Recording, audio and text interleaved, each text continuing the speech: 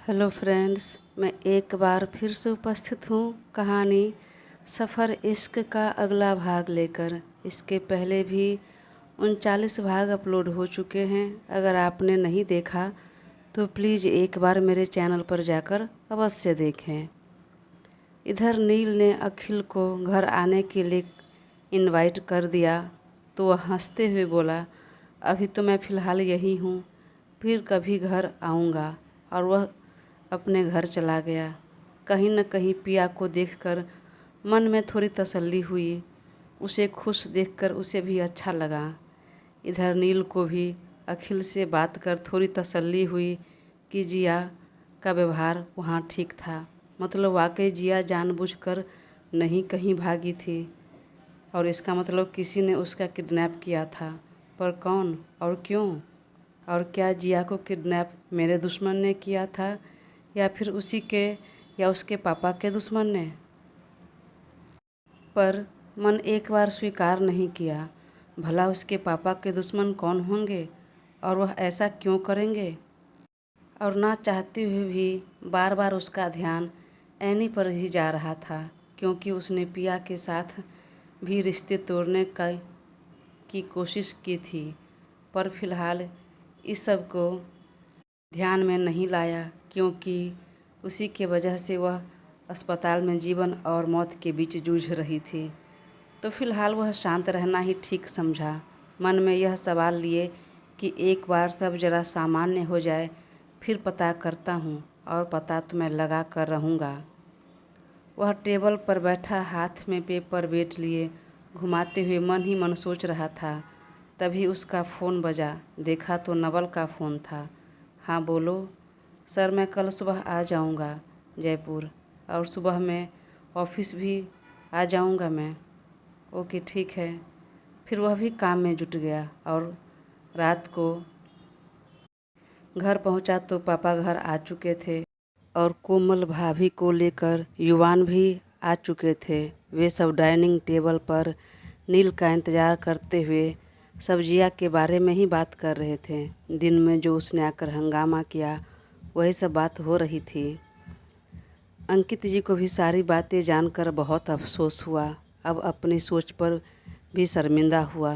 बिना सोचे समझे सच्चाई जाने हम किसी पर भी किसी के कैरेक्टर पर उंगली उठाने लगते हैं, जो कि बेहद गलत है। उस बच्ची के साथ इतना सब हो गया और यहाँ हम सब उसे दोष दे रहे थे, भला बुरा कह रहे थे, जी भर कर कोस रहे थे। और भरे मंडप से उठकर वह कहाँ चली गई। लेकिन इस बच्ची के साथ भला किसने ऐसा किया होगा? कौन हो सकता है? नहीं, हम यूं ही हाथ पर हाथ धरे नहीं बैठ सकते। पता तो करना होगा कौन है, और उसको उसके किए की सज़ा देनी होगी। और तुरंत सत्येंद्र जी को कॉल लगा दिया। सत्येंद्र जी अभी अभी डिनर कर उठे ही थे। अंकित जी का फ़ोन देखकर वह तुरंत वहाँ से उठकर साइड में चले गए। हाँ भाई बोलो। भाई तुम्हें कब ऐसा लगा कि जिया का किडनैप किसी ने किया था? कब पता चला? उसी दिन, जब मेरा मतलब आज ही, जब वह तुम्हारे घर जाकर हंगामा कर रही थी, नील को सब बता रही थी। उससे पहले भी मैंने कितनी बार पूछा पर उसने मुझे नहीं बताया। सॉरी भाई, उसे नहीं जाना चाहिए, इस तरह हंगामा नहीं करना चाहिए था, लेकिन मेरे मना करने के बावजूद भी वह चली गई। अरे कोई बात नहीं भाई, उसके दिल पर क्या बीत रही होगी क्या नहीं मैं समझ सकता हूँ। और देखा जाए तो इसमें गलती किसी की नहीं। स्थिति कुछ ऐसी हो गई थी, ऐसी बन गई परिस्थिति कि हमने नील और पिया की शादी करने का निर्णय ले लिया। उसके बारे में ज़्यादा सोचा समझा नहीं, ध्यान नहीं दिया। लेकिन भाई, बच्ची के साथ जो भी हुआ है वह बुरा हुआ, ऐसा नहीं होना चाहिए था। पर निश्चिंत रहो, बच्ची सही सलामत घर लौट आई है।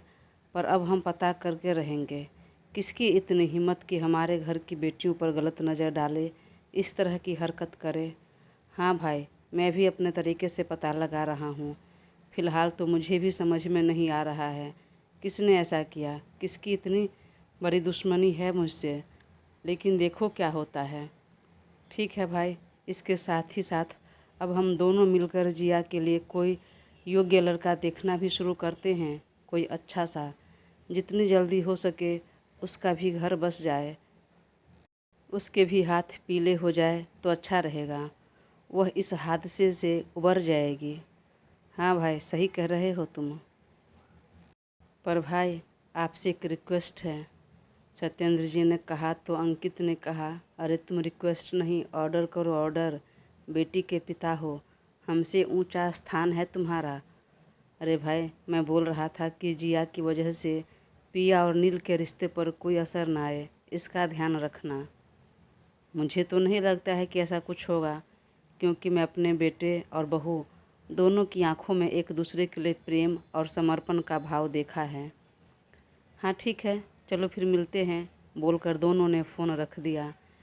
इधर जिया भी अब शांत थी, चुपचाप थी। नील भी फ्रेश होकर आया टेबल पर और सबकी बातें सुनने लगा और कहा, पापा निश्चिंत रहिए आप, मैं अपने तरीके से पता करता हूँ और बहुत जल्द पता कर लूँगा। और अपना डिनर फिनिश कर सब अपने अपने कमरे में गए। अगली सुबह रोजाना की भांति नील जल्दी उठकर अपना डेली रूटीन पूरा किया और ऑफिस जाने के लिए रेडी हो गया। और नाश्ते के टेबल पर आया तो वहाँ पापा और भाई युवान एक बार फिर जिया के बारे में चर्चा छेड़ चुके थे। अंकित जी ने फिर कहा, जो भी हुआ जिया के साथ बहुत बुरा हुआ, लेकिन मुझे एक बात की शंका हो रही है। क्या पापा? उस बच्ची के साथ जो भी हुआ वह उसकी अपनी दुश्मनी की वजह से नहीं, कहीं तुम्हारी वजह से तो नहीं हुआ?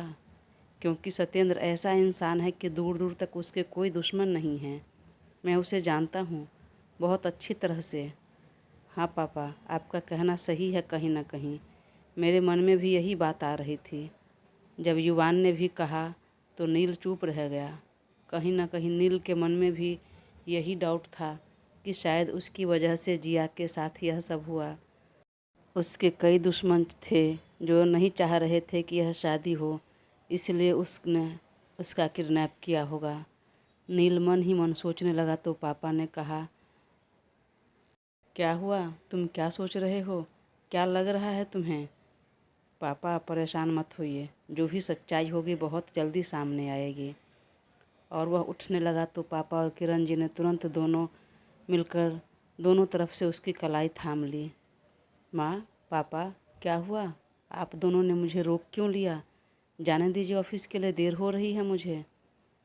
बेटा, तुम सच्चाई का पता लगाओ, इस बात से मुझे कोई प्रॉब्लम नहीं है, लेकिन इस सब का असर अपने शादीशुदा जीवन पर मत पड़ने देना, अपने और पिया के रिश्ते पर मत पड़ने देना।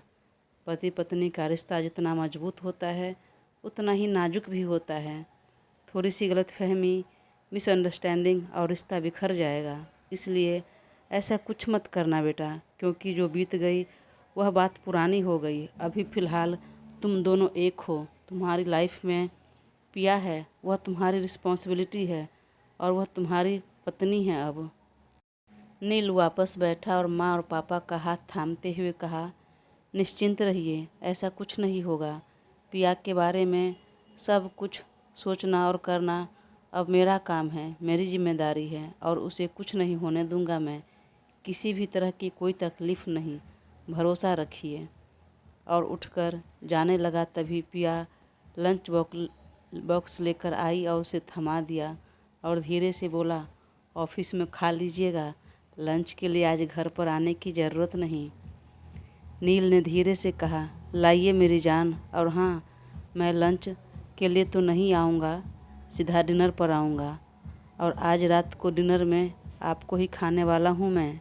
बोलकर धीरे से एक आंख दबा दी। वहीं पिया ने दांतों तले जीभ काट लिया और तुरंत वहाँ से चली गई और नील मुस्कुराते हुए सबको बाय बोलकर ऑफिस के लिए निकल गया।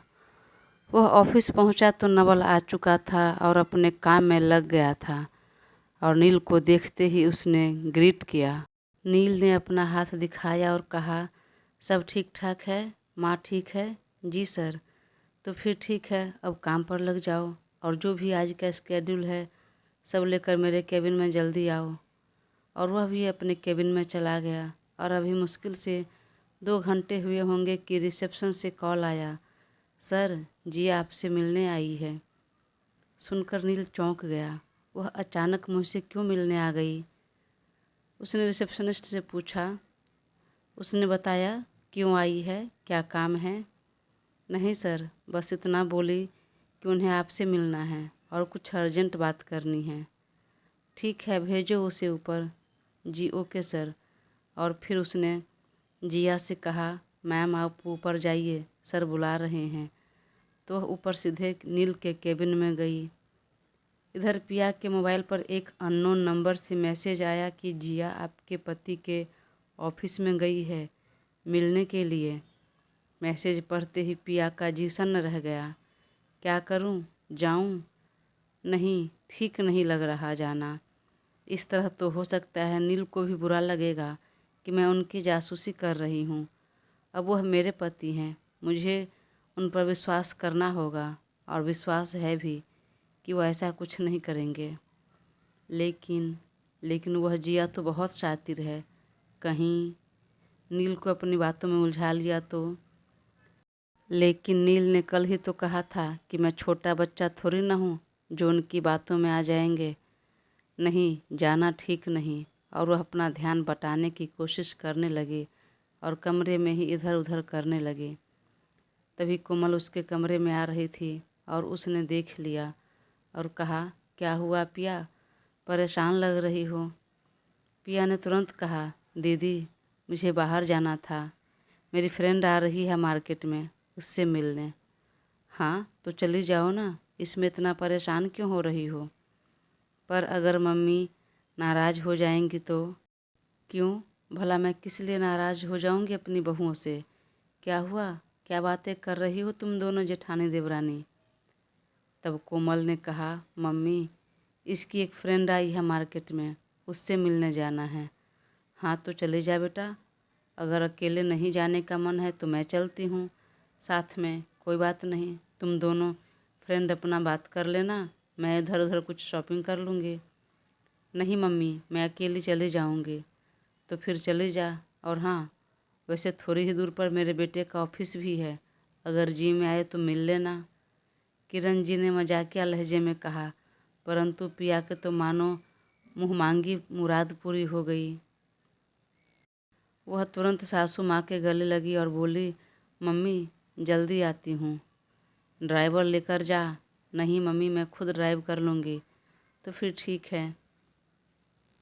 तब पिया ने अपना पर्स उठाया, कार की चाबी ली और भाग कर निकली। इधर नील के केबिन में जिया गई तो नील ने लैपटॉप में नज़र गड़ाए हुए कहा, हाय जिया, आप कैसी हो? बोलकर नील ने सामने सोफे पर बैठने का इशारा किया। मैं ठीक हूँ बोलकर जिया ने केबिन में एक नज़र चारों तरफ घुमाया और सोफे पर बैठ गई। सॉरी, शायद मैंने आपको डिस्टर्ब किया, पर बात ज़रूरी थी इसलिए आ गई। अरे कोई नहीं, तुम बताओ कि तुम कुछ लोगी, चाय कॉफ़ी? नो थैंक्स, मुझे कुछ नहीं चाहिए। और कुछ सेकंड के लिए चुप्पी छा गई। फिर जिया ने कहा, नील, वो मैं कह रही थी कि। वह अपनी बात पूरी करते उससे पहले ही नील ने कहा, देखो जिया, अगर तुम फिर वही बात रिपीट करने आई हो तो मैं साफ शब्दों में कह दूं कि अब मैं कुछ नहीं कर सकता। हाँ, जो भी तुम्हारे साथ हुआ बहुत गलत हुआ, नहीं होना चाहिए था और उसके लिए मुझे भी अफसोस है। और शायद हम सबको मिलकर पहले पता लगाना चाहिए था, लेकिन जो हो गया सो हो गया, अब बदला नहीं जा सकता। अब मैं आगे लाइफ में बढ़ चुका हूँ। हाँ, मैं यह ज़रूर तुम्हें भरोसा दिला रहा हूँ कि जिसने भी ये किया है मैं ज़रूर पता करूँगा और उसे छोड़ूंगा तो नहीं। क्या तुम मुझे बता सकती हो, थोड़ा भी अंदाज़ा है, याद है कि कौन थे वो लोग? सुनते ही जिया चौंक कर रह गई और नील को आंखें फाड़ कर देखने लगी। तुम्हें नहीं याद है, कोई बात नहीं, घबराओ मत, टेंशन मत लो, हम अपने तरीके से ज़रूर पता लगा लेंगे और बहुत जल्द सब सच्चाई सामने आ जाएगी। तब जिया ने हाँ में सिर हिला दिया। आई विश कि तुम्हें एक बेहतर जीवन साथी मिले। तब जिया ने कहा, नील सॉरी। सॉरी क्यों? सॉरी तो इनफैक्ट मुझे कहना चाहिए। सॉरी, मैंने तुम पर हाथ उठाया, तुम्हें इतना सुना दिया, इसमें तुम्हारी गलती नहीं थी। पिया को भी मैं सॉरी बोलना चाहती हूँ, प्लीज़ मेरी तरफ से तुम उसे सॉरी बोल देना। बिना सोचे समझे मैंने उसे भी बहुत सुना दिया। नील ने नज़र उठाकर उसकी तरफ देखा तो जिया ने फिर कहा, मुझे सारी सच्चाई पता चल गई है, कैसे घर वालों ने तुम दोनों पर दबाव बनाया और इस रिश्ते के लिए मना लिया। मैं समझ सकती हूँ, उस समय जो स्थिति हुई होगी उस हिसाब से तुम दोनों इस बंधन में बंध गए और अब आगे बढ़ चुके हो लाइफ में। आप दोनों ही मूव ऑन कर चुके हो। मुझे अब इस बात की कोई तकलीफ़ नहीं है। तुम दोनों आगे बढ़ चुके हो तो खुश रहो, साथ में अच्छे लगते हो। मुझे बिल्कुल तकलीफ़ नहीं है और मैं भी अपने लाइफ में आगे बढ़ने की कोशिश करूँगी। थैंक यू सो मच जिया। ठीक है नील, मैं चलती हूँ। कहाँ चलती हो? बैठो, कुछ चाय नाश्ता करके जाओ। अरे नवल, अपने कैंटीन से कुछ नाश्ता लेकर आओ। जी सर, अभी लाया। परंतु जिया ने मना कर दिया। नहीं नहीं नील, लंच का समय हो रहा है, मैं घर जा रही हूँ। क्यों? लंच का समय हो गया है तो यहाँ पर लंच करके जाओ। तुम्हारी बहन पिया ने बनाया है, उसी के हाथों का बना हुआ लंच है, कर लो आज। पिया ने तुम्हारे लिए भिजवाया होगा तो तुम खाओ। अगर मुझे मेरी बहन के हाथों का खाना होगा तो मैं उसके घर पर जाकर खा लूँगी, या नहीं तो अपने घर ही बुला लूँगी, समझे? हाँ, ये बात भी सही है। वैसे तुम अपनी वाइफ के बने हाथों का खाना मुझे खाने के लिए क्यों बोल रहे हो, क्यों ऑफ़र कर रहे हो? किस हक से? किस हक से? तुम्हारी बहन ने बनाया इस हक से यार। मुझे लगा कि काफ़ी दिन हो गए तुझे अपनी बहन के हाथों का खाना खाए, तो तुम शायद मिस कर रही होगी, इसलिए बोल दिया। हाँ समझ गई मैं, परंतु अगर तुम्हारी वाइफ को पता चल गई यह बात तो फिर तो तुम्हारी खैर नहीं। ऐसा कुछ नहीं होगा। She is well matured.